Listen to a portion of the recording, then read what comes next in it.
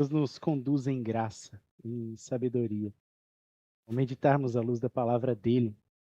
Se é a sua primeira vez aqui ou você não percebeu, nós estamos numa série de mensagens em 1 Tessalonicenses, na verdade é uma das séries que estamos meditando. Então, começando por 1 Tessalonicenses, vamos a 2 Tessalonicenses também. Terá aí uma jornada aí de alguns meses meditando nessas duas cartas do apóstolo Paulo. Hoje fecharemos o primeiro capítulo da primeira carta, então está bem no comecinho, se você chegou agora, fique tranquilo. Ah, Ao longo desse primeiro capítulo, nós vemos muitas afirmações calorosas, assim, amorosas do apóstolo Paulo, autor da carta, a respeito dessa igreja de Tessalônica. Tessalônica é uma cidade, uma igreja ali estabelecida, mas que ele passou pouco tempo com eles, foram 3 semanas somente, enquanto estava plantando, agora alguns meses depois ele está escrevendo, mas ele viu muito claramente, o apóstolo Paulo viu muito claramente frutos do evangelho que foi lançado ali, surgindo, mas surgindo não só ali, também refletindo e se espalhando por toda a região, a ponto do apóstolo dizer que lembra deles constantemente em oração, lembra de um trabalho que resulta da fé, lembra de um esforço que eles tinham, mas esse esforço era motivado pelo amor genuíno, lembra da esperança que eles tinham, da perseverança ancorada na esperança. Esses são os versos 2 e 3 do capítulo. Aí, na sequência, ele diz que tinha certeza que aquele povo, que aquelas pessoas, aqueles crentes de Tessalônica foram escolhidos por Deus, falamos sobre isso, porque ele tinha essa certeza porque o evangelho, a mensagem de esperança, chegou a eles não só em palavra, em discurso, mas também, evidentemente, em poder, também com a presença do Espírito, com muita convicção. Eles tinham uma convicção inabalável sobre a mensagem que receberam. Esses são os versos 4 e 5. Aí, na sequência, semana retrasada, nós vimos que essa igreja, assim, ancorada em Jesus, alicerçada nesse evangelho, ela deixava marcas nas pessoas ao redor. Pessoas que conheciam esses cristãos eram marcados por eles, marcas de Cristo Jesus na vida, porque eles se tornaram imitadores de Paulo, do apóstolo Paulo, mas não só, e principalmente se tornaram imitadores do Senhor. E aí eles iam servindo de modelo para outros. A palavrinha que está ali no verso 6 a 8 é modelo, mas a gente refletiu que essa palavra é melhor expressa por marca, como as marcas que Jesus tinha nas mãos, né, dos pregos. Era essa a igreja de Tessalônica. Esse é um resumão dos primeiros 6, 8 versos do capítulo que vimos até agora. E, como eu disse, Paulo faz muitas afirmações calorosas a respeito dessa igreja, a igreja muito querida, e é lindo, inclusive, de ver como essa igreja, em tão pouco tempo, se tornou exemplo para outros. Eram cristãos genuínos mesmo, a ponto de deixar exemplos para serem imitados, exemplos de fé para aqueles da época, né, ao redor deles, mas também para nós até hoje, isso em tão pouco tempo.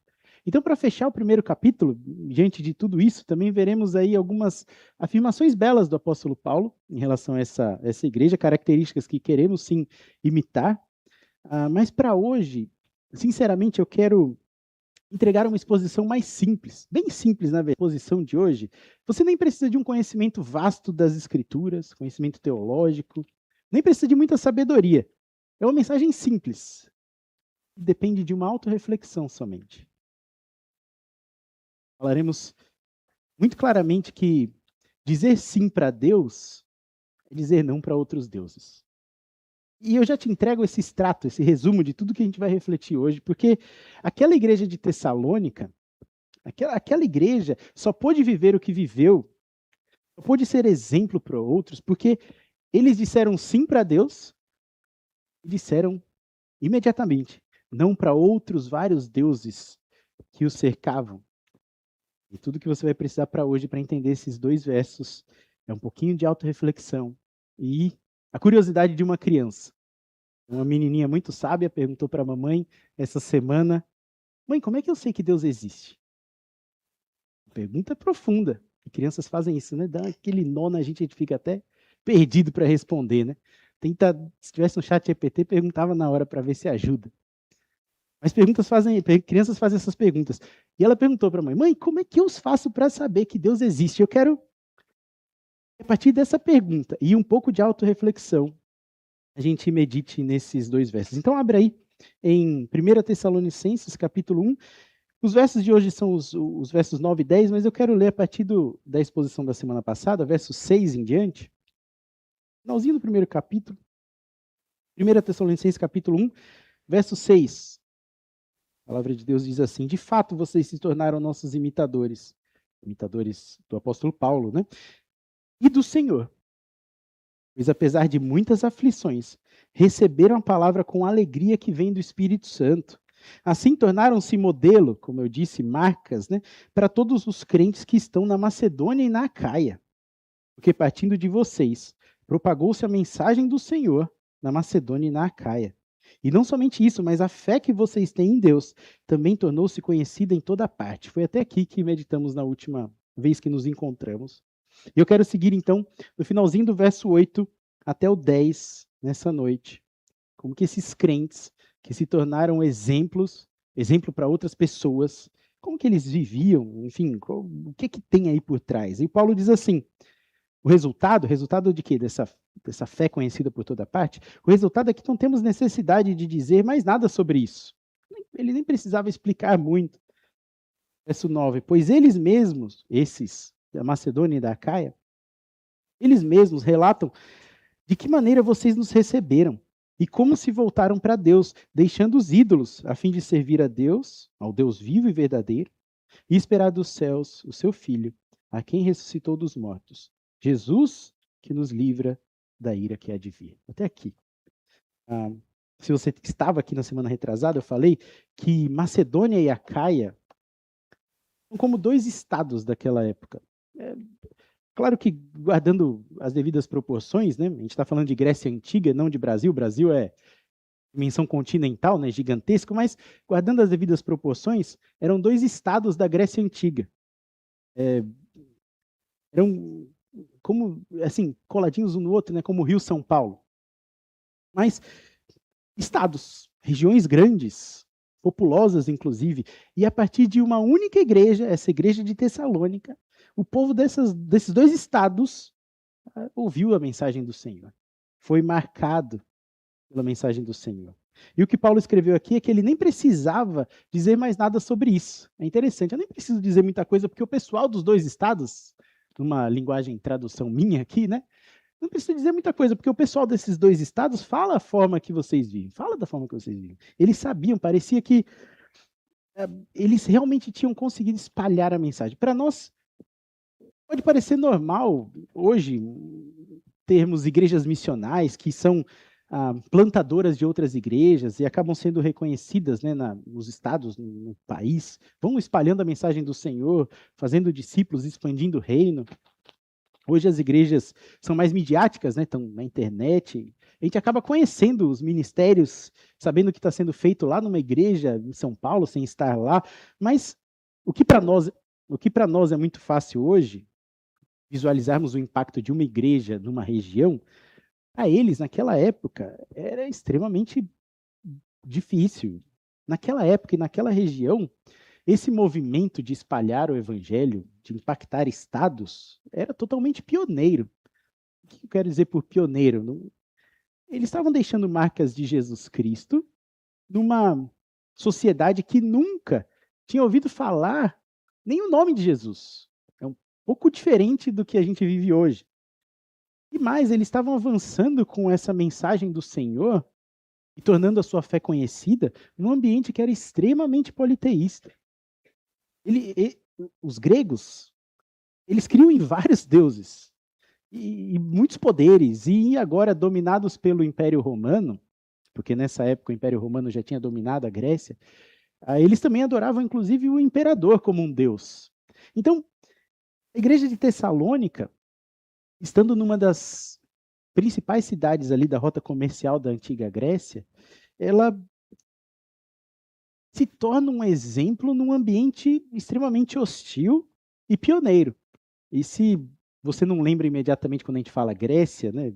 Talvez não conheça a fundo a mitologia grega, como eu também não conheço, mas ao falar Grécia, você já lembra de algumas coisas. Os deuses gregos, lembra do nome de Zeus, Monte Olimpo, tudo isso a gente, de alguma forma, mesmo desconhecendo como se desenvolve a mitologia, a gente conhece esses deuses, mas naquela época eles eram extremamente conhecidos. A cidade de Tessalônica, inclusive, era mergulhada nessa cultura. Outros deuses vários existiam.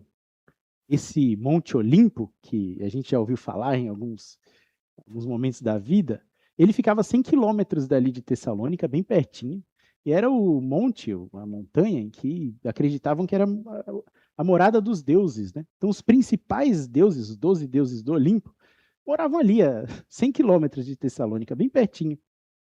Você voltar lá em Atos 17 e ler sobre a viagem missionária de Paulo, ele sai de Tessalônica, vai para Bereia, de Bereia ele vai para Atenas. Esse caminho que ele faz é ao redor do Monte Olimpo. Então, essas cidades, elas estão à beira, na beira da estrada, aos pés desse monte dos deuses, cidades rodeadas por falsos deuses. E aquele povo que tinha seus próprios deuses não conhecia o único e verdadeiro Deus, Jesus, encarnou, morreu e ressuscitou lá em Jerusalém. Centenas e milhares de quilômetros dali. No entanto, de alguma forma, essa mensagem do evangelho chegou até eles, nessa cultura politeísta, nesse mundo diferente, e eles, a igreja de Tessalônica, os crentes de Tessalônica, se tornaram um exemplo prático para todas aquelas pessoas de 2 estados inteiros.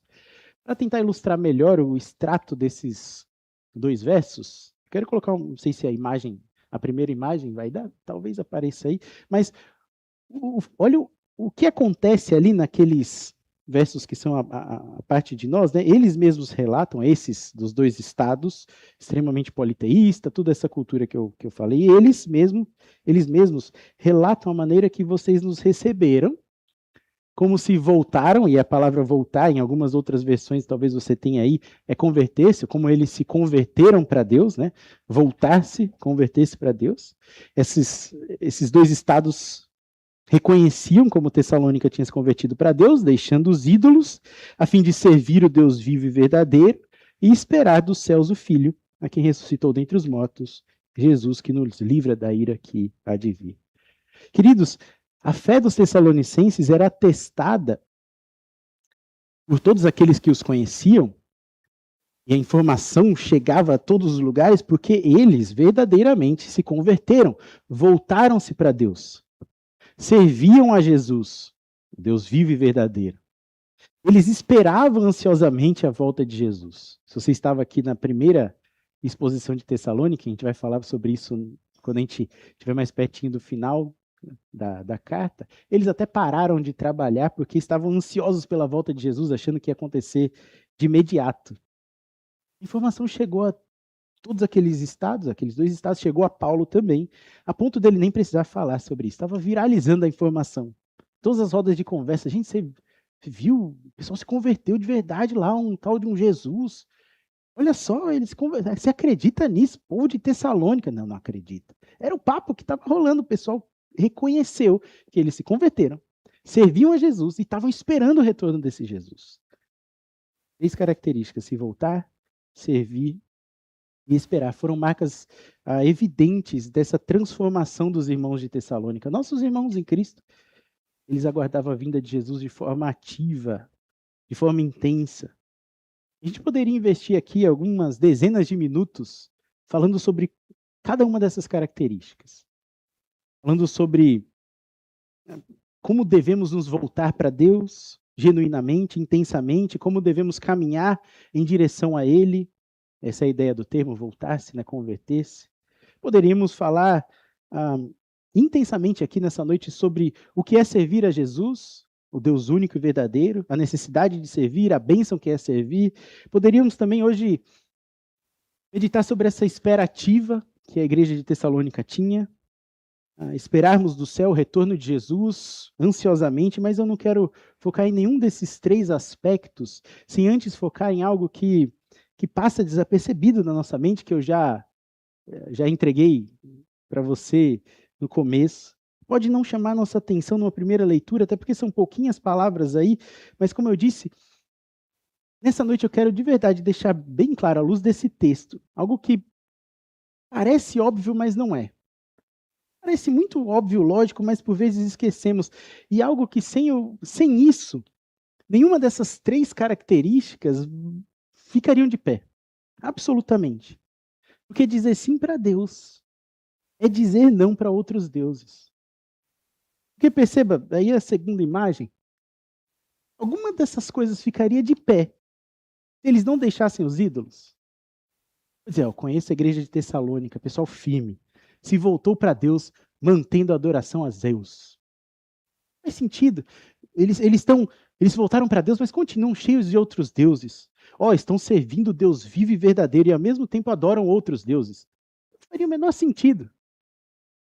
Eles esperam a volta de Jesus, o Filho de Deus. Eles esperam enquanto resolvem as coisas desse mundo na força do braço, a força de outros deuses ou outras tantas forças mais que existem. Impossível de voltar para Deus genuinamente. É impossível servir a Jesus, o Deus único e verdadeiro. É impossível esperar genuinamente e ativamente o retorno de Jesus sem deixar ídolos. O apóstolo Paulo coloca essas 3 palavrinhas aí no português, mas no grego são só 2, deixando os ídolos, e não é à toa que isso está aí, porque tem conexão direta com a cultura daquele povo. A ideia, quando a gente traduz para o português, carrega essa ideia de continuidade, se a gente lê só essa, deixando os ídolos, como eu me converti a Deus, estou deixando os meus ídolos, mas não é essa a ideia de como se ao longo do tempo eles fossem deixando. A construção, lá no original, dá essa ideia de deixando para trás. Deixando para trás, voltaram-se para Deus. É literalmente, se a gente fosse traduzir de forma truncada, porque toda tradução precisa de um recheio para que a gente entenda, senão fica truncado. Mas a tradução direta é: dos ídolos, voltaram-se para Deus. Os ídolos que eles tinham, eles voltaram-se para Deus. A palavra melhor seria deixaram para trás, a melhor tradução, mas aí teria que colocar muitas outras palavras, né? Mas a ideia é dessa: deixando, converteram-se para Deus. Partindo dos ídolos, dos falsos deuses, partindo deles, eles converteram-se a Deus. Voltaram-se para Deus a fim de servir o Deus único e verdadeiro e esperar dos céus o Filho. Sem deixar ídolos para trás, meus irmãos. Sem deixar ídolos para trás, é impossível voltar-se para Deus genuinamente. Queridos, a conversão é uma substituição de senhores. Dizer sim para Deus é dizer não para outros deuses. Mas por quê? Por que voltar-se genuinamente para Deus, servir a Ele, esperar o retorno dEle, é impossível de conciliar com a adoração a outros deuses? Porque um pouquinho de conhecimento bíblico, e aqui é necessário, você vai lembrar dos 10 mandamentos. O primeiro deles, as crianças estão estudando lá na salinha. O primeiro deles, não tem outros deuses além de mim. Por isso que eu quero que essa mensagem seja muito simples, muito objetiva. Não precisa de muito conhecimento. Você nem precisaria, talvez, saber o primeiro dos mandamentos. É uma implicação lógica. Não dá para manter isso, o vermelhinho, e querer o resto. Mas com um pouquinho mais de conhecimento, nós lembramos desse primeiro mandamento. Não tem outros deuses além de mim. E o segundo, na sequência, diz: não façam nenhum ídolo para vocês. Nenhum ídolo. Ou qualquer coisa no céu que represente coisas do céu, da terra, da água, debaixo da terra, enfim, não faça. Queridos, idolatria é ou não é um tema importante nas Escrituras? O Decálogo, os 10 mandamentos, começam assim. Deus começa os 10 mandamentos ao povo de Israel, dizendo não à idolatria.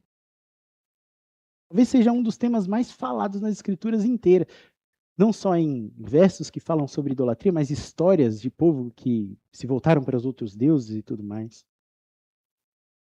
Não terás outros deuses além de mim. E ao pensar nisso, não sei se você percebe assim de cara, mas sim, é possível ter outros deuses. Senão Deus não diria: não terás outros deuses. Deus está dizendo: existem outros deuses. O Senhor abre os mandamentos dizendo isso. não tenham outros além de mim. Se dá para ter outros é porque eles existem, não é? E se existem, eu preciso saber quem são. Peraí, eu não quero me envolver com eles. O mandamento do Senhor e as Escrituras, de maneira alguma, está equiparando esses deuses com D minúsculo com o Deus, o único e verdadeiro. Não está colocando em pé de igualdade a um Deus.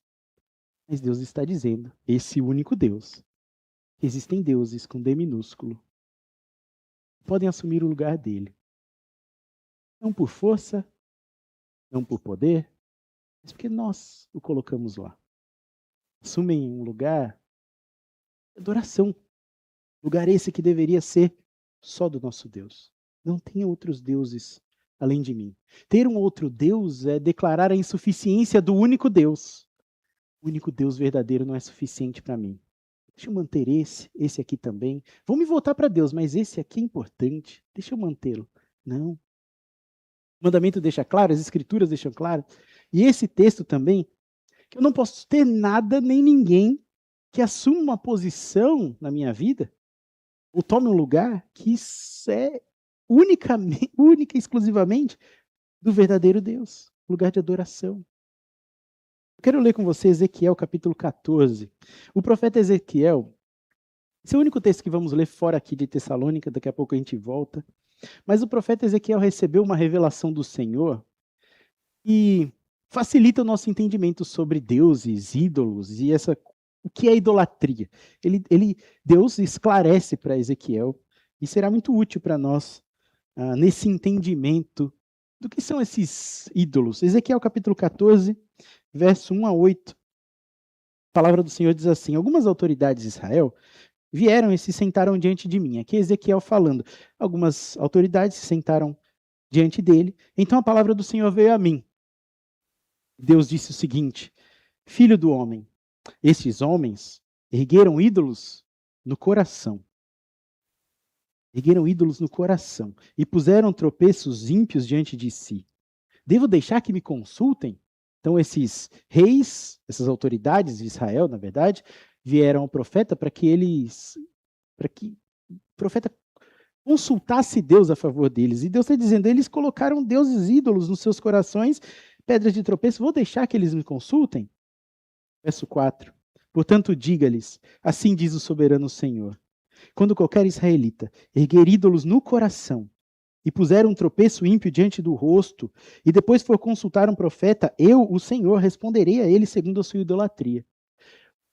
Deus está dizendo aqui, eles chegaram lá diante do profeta, diante de Deus, com suas estatuetinhas, assim. Então eu vim consultar Deus e trouxe aqui minha santinha. Não é isso.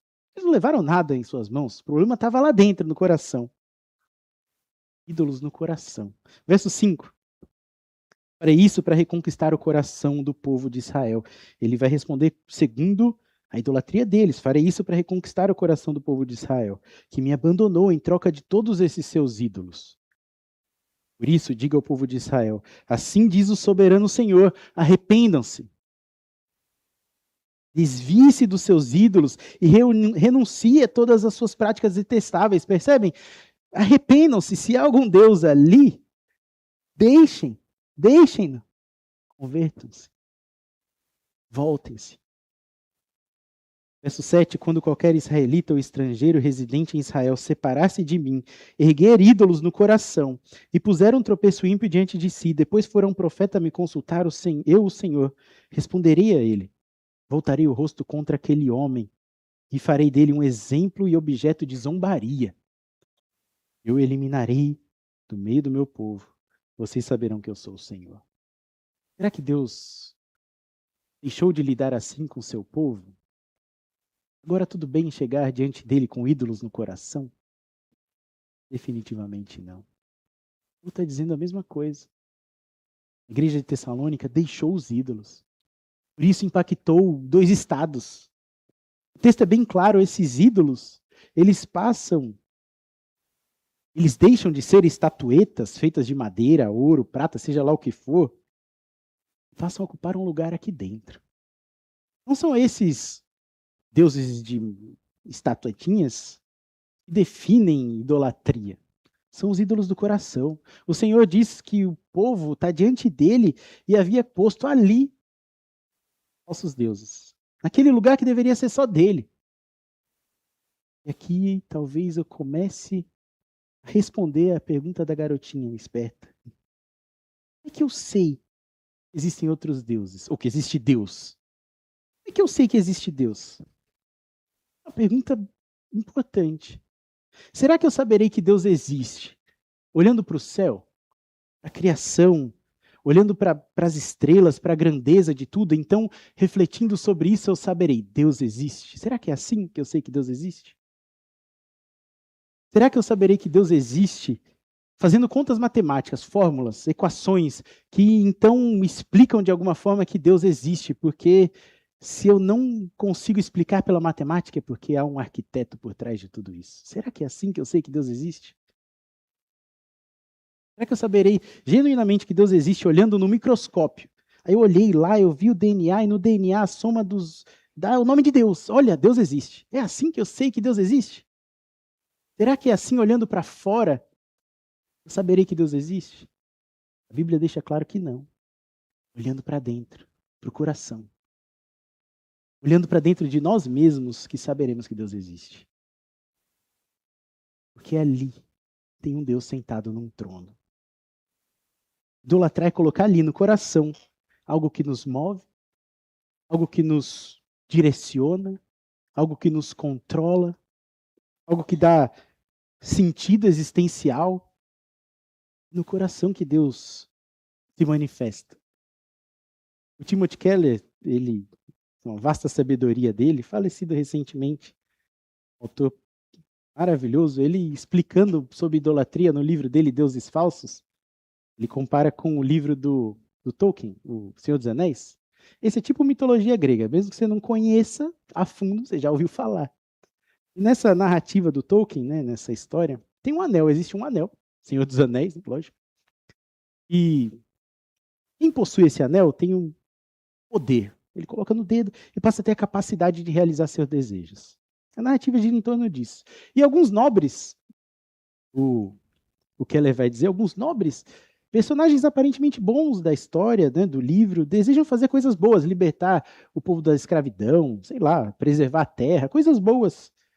Seja lá o que eles queiram fazer, se bem ou mal, eles acabam possuídos por esse poder.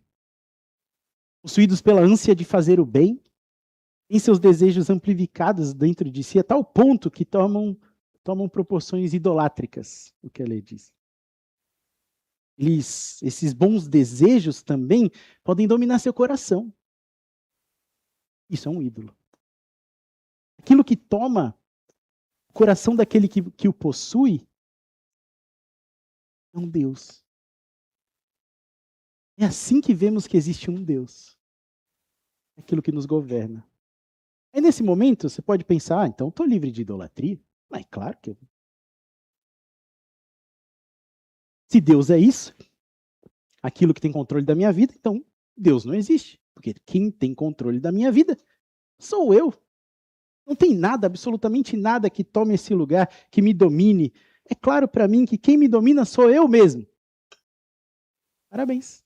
Você acabou de conhecer seu Deus. Você mesmo. O Senhor diz claramente. É aquilo que domina o coração, que tem posse desse coração. É um Deus. Talvez você tenha autoconhecido Deus agora. Você. Aquele povo separou-se de Deus, colocando ídolos nos seus corações, tropeços ímpios diante de si. E Deus não está dizendo que são estatuetas, são metas, é ganância, imoralidade. Não, esses falsos deuses, eles não precisam ser nominados. Falsos deuses assumem corações, prometem algo e não entregam, dominam, escravizam, como o anel lá do Sauron. Mesmo quando aparentemente nós estamos no controle, tem algo nos controlando que não é Deus. Isso é idolatria. Nosso Senhor é aquele que senta no trono do nosso coração mesmo que sejamos nós mesmos sentados ali. Queridos, adorar a Deus, o único e verdadeiro Deus, Pai, Filho e Espírito Santo, esse que se entregou por amor a nós, adorar a Deus, essencialmente é dizer não a outros deuses, seja lá quais forem. São deuses poderosos, fortes, soberanos? Definitivamente não. Não são. Até porque os desejos que nos dominam, nossos próprios desejos, eles não são nada poderosos, nem soberanos, nada do tipo. Mas são falsos deuses que nos controlam e que em nada se assemelham ao verdadeiro e ao único Deus. Que nos dão motivação para viver, mas que não é o Deus. Esses falsos deuses, eles, embora não tenham a capacidade de assumir um trono, de destronar Deus, sai daí, Deus, que eu vou sentar. Eles são poderosos o suficiente para nos seduzirem. E nós colocamos eles lá. E sentados, alimentados, confortáveis. E dizemos, controla-me. Adorar a Deus é deixar esses ídolos para trás. É voltar-se exclusivamente para Deus. Deixar e voltar-se. Isso é conversão. Isso é conversão. Converter, no significado comum da palavra, é virar, não é isso? É fazer uma conversão com um volante. É mudar de direção. Eu estava indo num caminho, eu estou indo agora em outro. Isso é conversão. Converter-se é deixar de seguir um caminho idólatra, em que Deus não está no controle, e passar a seguir um outro caminho, em que Deus está no controle. Os termos do texto que a gente está deixando é voltar-se para Deus. Somente para Deus. Queridos, não há a mínima possibilidade de você dizer que é salvo em Cristo Jesus. Verdadeiramente adora esse único e verdadeiro Deus, serve a Ele, aguarda o retorno de Jesus. Não há a mínima possibilidade de você dizer tudo isso e continuar sendo um idólatra. Um idólatra. Você pode pensar, mas de novo, eu estou tranquilo, estou sossegado. Porque eu não tenho nenhuma estatueta em casa. Eu já acho que não sou eu que controlo mesmo. Não acredito em nenhuma mitologia grega. A Aparecida está a 160 quilômetros daqui, não adoro nada, santo nenhum. Mais distante de Aparecida do que o Olimpo estava lá de Tessalônica. Está tudo tranquilo. Sou monoteísta. Creio em Deus. Deus de Abraão, de Isaac, de Jacó. Eu falo bonito. Creio em Jesus somente. Somente Ele é meu Deus. Eu te pergunto, será mesmo? Será que só Jesus é seu Deus? Somente Ele te governa. Somente Ele te instrui, te motiva, te anima, te dá sentido de vida. É somente Ele. Meus irmãos, minhas irmãs, eu estou sim forçando você a questionar sua salvação nessa noite. Questione isso. Será que você realmente é salvo em Cristo Jesus? Será que você realmente é convertida a esse Jesus? Porque lembra, lá no comecinho do capítulo, versos 4 e 5, Paulo diz que o evangelho chegou a eles não somente em palavra, não somente em discurso, mas em poder, em ação do Espírito, em convicção. Você realmente é salvo? É convertida? Ou é apenas um discurso? Uma palavra? Você consegue observar o poder de Deus na sua vida?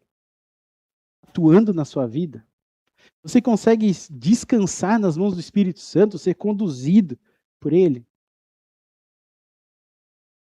Deixar que Ele te encha, te satisfaça, te capacite. Você tem plena convicção absoluta e inabalável que Jesus voltará e você estará com Ele? Terá satisfação na vida, não buscando as coisas desse mundo, mas aguardando Jesus voltar, servindo a Ele. Você tem convicção genuína disso? Continua buscando atrás, correndo atrás de prazeres transitórios dessa vida, autorrealização, falsos deuses. Definitivamente não entregam o que prometem. Só escravizam mais e mais, porque eles não são poderosos, não são eternos, não são santos. Queridos, aqueles de Tessalônica tornaram-se conhecidos, tiveram sua fé conhecida em todo lugar, porque eles foram diferentes do mundo. Em meio de uma cultura idólatra, eles foram fiéis a um único Deus. Em meio a uma cultura politeísta, muitos deuses, Eles foram movidos por um único e verdadeiro Deus e serviam somente a Ele. Em meio a uma cultura de deuses depravados, se você conhecer um pouquinho da mitologia grega, deuses depravados, morais, mentirosos, eles foram santos. Isso caracterizava a vida deles. Sabe o que de fato é deixar ídolos? Deixar ídolos é quebrar estátua. Deixar ídolo é pegar lá na sua casa, quebra todas as estátuas, os amuletos, toca fogo em livro, é subir lá no Santo Antônio, derrubar a estátua. É isso que é deixar idolatria? Não. Deixar ídolos é dizer para si mesmo, e aqui dentro ter uma convicção no coração de que quem me governa é meu Deus, eu sirvo ao meu Deus, é Ele que me satisfaz, eu aguardo a volta de Jesus. De forma bem prática, talvez eu tenha filosofado demais, mas deixar ídolos. Mesmo sabendo que a Bíblia autoriza beber bebida alcoólica, não tem um problema, tá lá, o pessoal bebia vinho naquela época. Mas deixar ídolos é dizer, eu não vou beber num ambiente em que idolatram a bebida, não vou. Eu quero ser outro, diferente, eu quero que Deus me governe. Eu não vou beber nesse ambiente em que não conseguem se divertir sem essa maldita garrafa na mesa. Não vou deixar esse ídolo. Mesmo não sendo errado biblicamente. Percebem? Deixar ídolos é prático. Não é isso que me governa, então não faço. Não é isso que vai me trazer alegria. Não é isso que me vai trazer pertencimento. Eu já sou peregrino nessa terra. Eu já pertenço a uma pátria celestial. Vimos isso semana passada.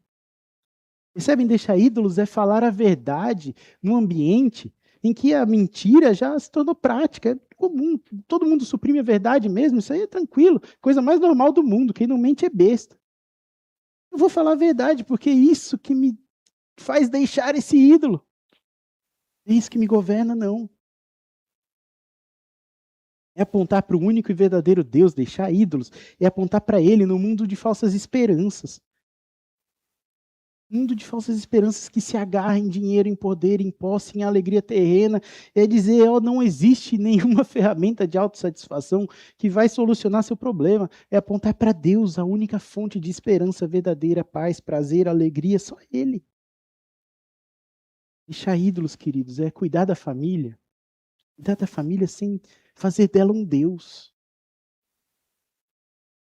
Quantas vezes eu já ouvi isso? Foram várias, de verdade. Pastor, eu estou cansado, mas eu só levanto segunda-feira e vou lá e faço e continuo pelos meus filhos. É por eles que eu faço isso.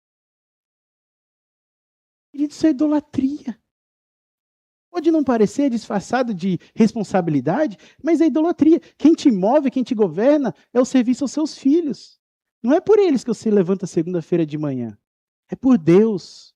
E por isso, para honrar a Ele, para cumprir meus compromissos nessa realidade, é que então eu abençoo meus filhos, eu cuido da minha casa. É para Ele que eu levanto. Muita idolatria disfarçada de falsa moral, compromisso de responsabilidade. São essas coisas que estão dominando o nosso coração, motivando, dando sentido.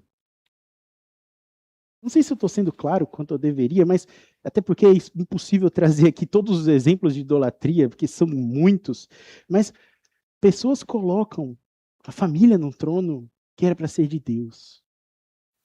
Passam por cima de outros, destroem outras famílias se for necessário para que a minha esteja bem. O que está me motivando é manter a minha família bem. Percebem?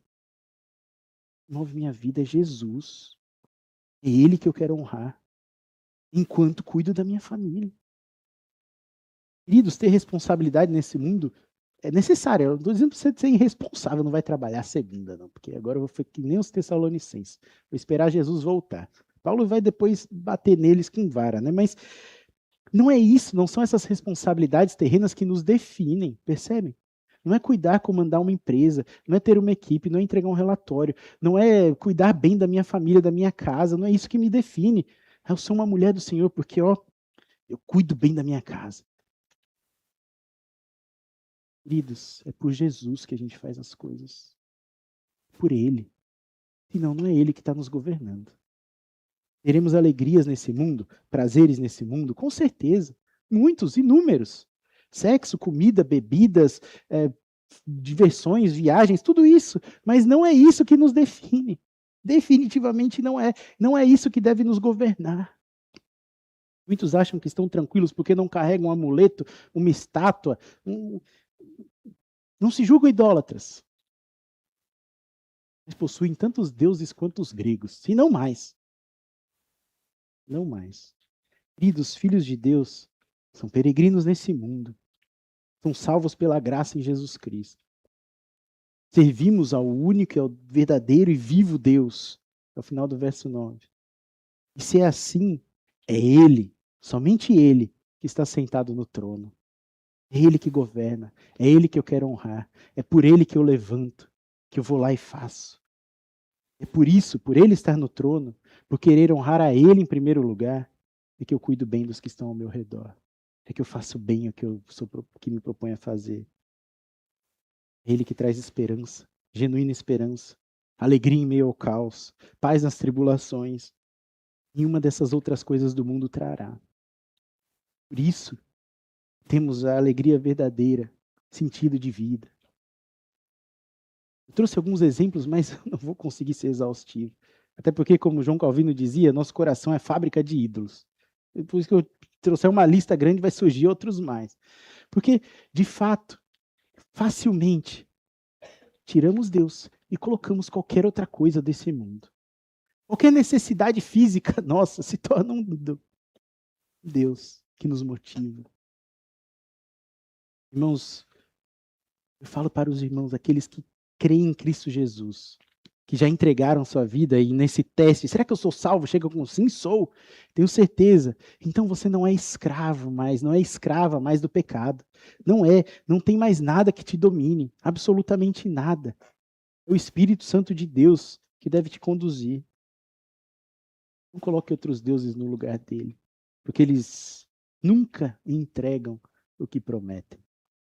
Deixar ídolos, queridos, é viver sabendo que a razão da vida está somente, exclusivamente em Deus.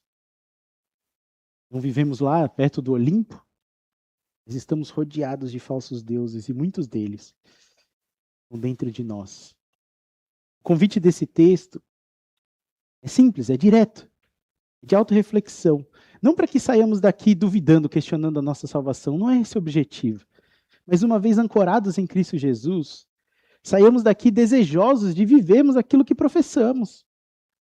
Desejosos de nos arrependermos, como aquele povo de Israel que chegou diante de Ezequiel, né, pedindo que ele o consultasse, mas chegaram cheios de ídolos no coração. Deus diz, arrependam-se, deixem esses ídolos para lá.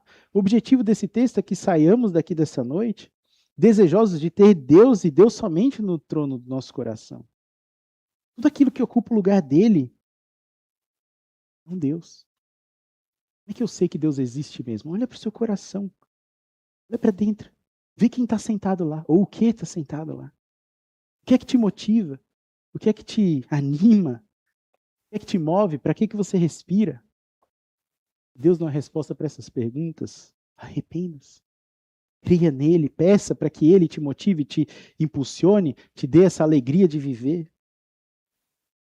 Nosso objetivo aqui, diante de um texto tão claro, é deixarmos esses ídolos para trás. Deixarmos eles lá. E seguirmos. Voltarmos para aquele único que deve nos governar. Deixa tudo lá no lugar deles. É trabalho, é família, é autorrealização, é ambição. Percebam, nessas coisas não necessariamente são pecados, não são. Nós temos que cuidar dessas coisas, claro que sim. É servindo a família, é trabalhando com diligência, é sendo um cidadão responsável que eu vou honrar a Deus. Mas essas coisas não podem assumir um lugar de Deus. Jamais.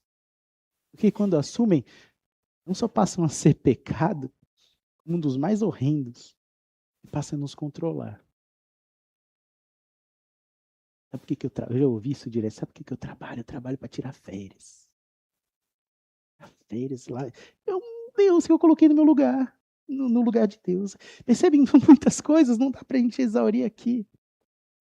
Mas é para Deus que a gente faz o que faz. É para Deus que a gente respira. É para Deus que a gente vive. E não por obrigação somente. É Ele que nos dá sentido. Queridos, talvez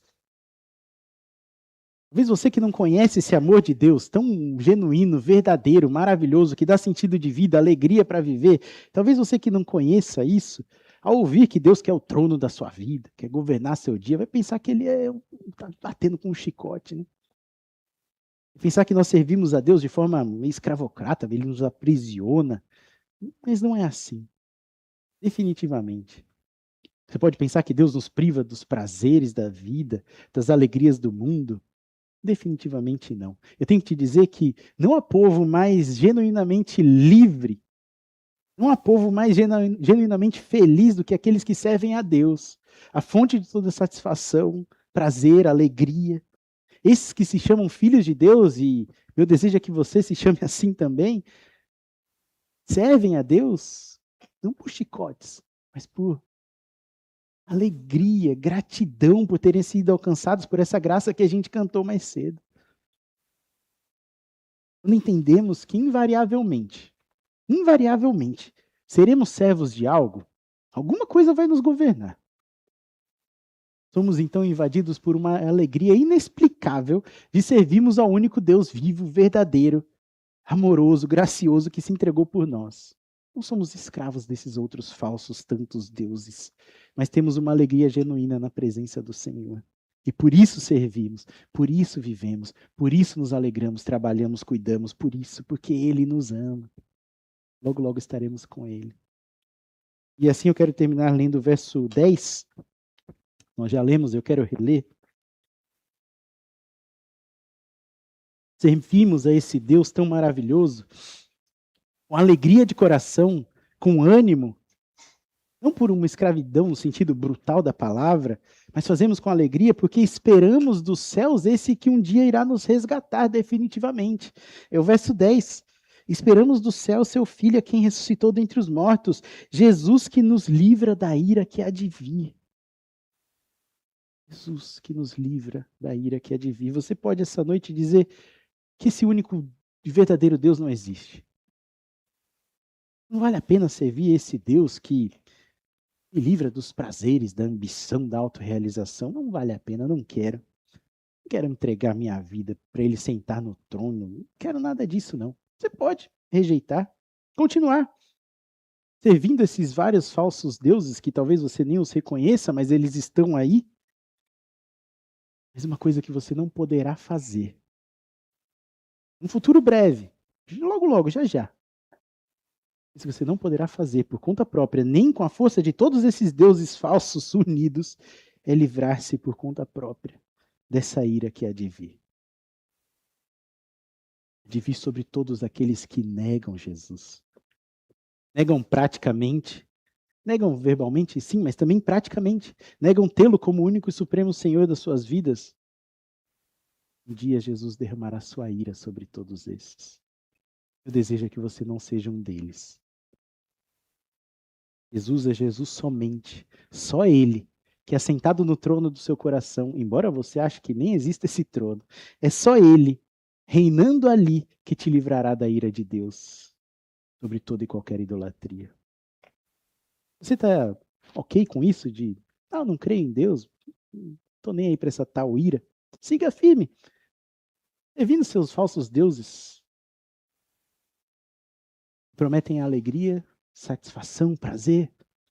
Eles entregam desilusão, tristeza, escravidão. Mas se você não está ok com isso, se hoje foi um dia de reconhecer que há alguma coisa aqui no meu coração que não é Deus, seja você uma pessoa que não conhece Deus ainda, não conhece esse Jesus, ou já conhece a longa data, hoje foi um dia de reconhecer que Ele não está sendo o único e verdadeiro Deus sentado nesse trono.